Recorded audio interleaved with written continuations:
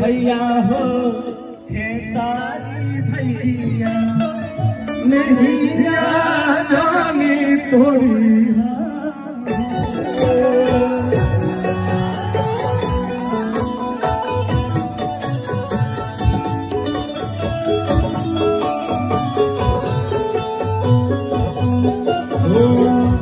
बहिनी तोहारा के कबो भुलाई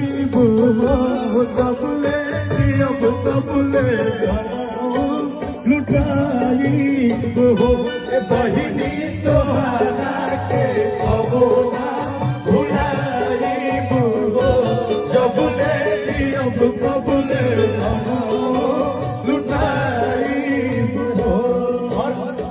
आग लगाई भूखा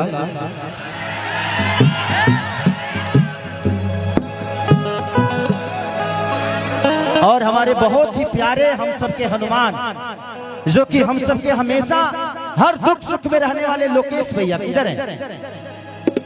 लोकेश बाबा कहाँ हैं? अच्छा उधर उधर। थैंक यू बाबा। इस कार्य में सबसे ज्यादा अगर कोई मेहनत किया था तो आपने किया था और दिल से प्रणाम है। आप जैसे इस धरती से आते हैं और इनके साथ एक फिल्म भी किया था अंदाज, उसके प्रोड्यूसर लोकेश बाबा ही थे। तो थैंक यू, लव यू। कौन आग लगाई भूखा? आग लगाई भूखा।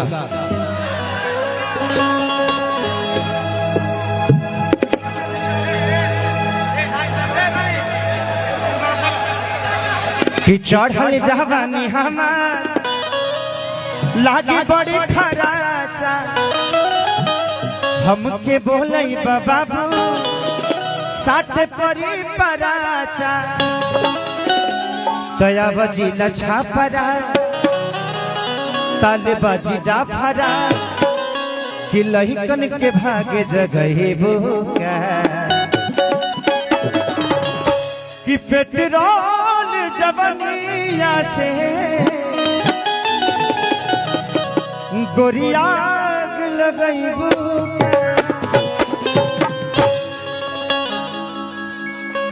ना जी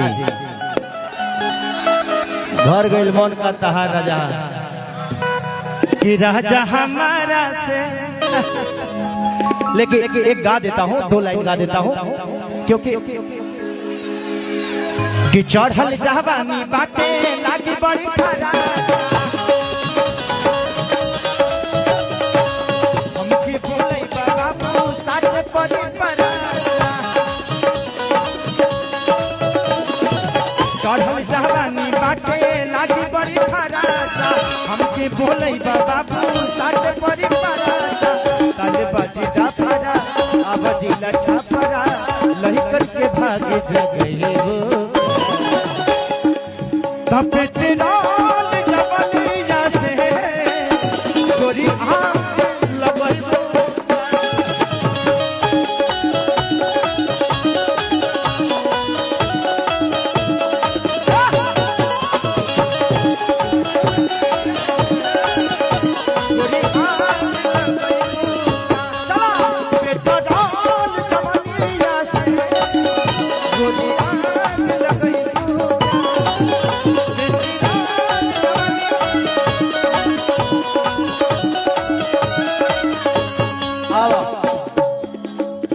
चलो बहुत सारा काम बा और लड़की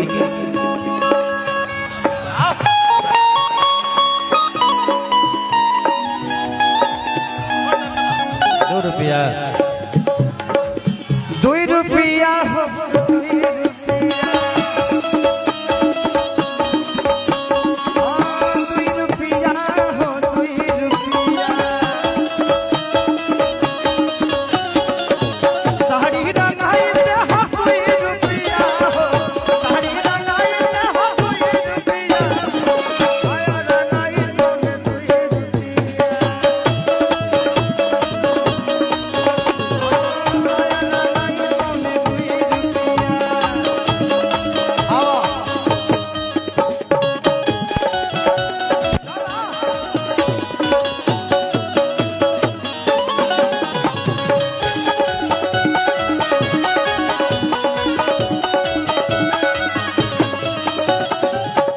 Okay.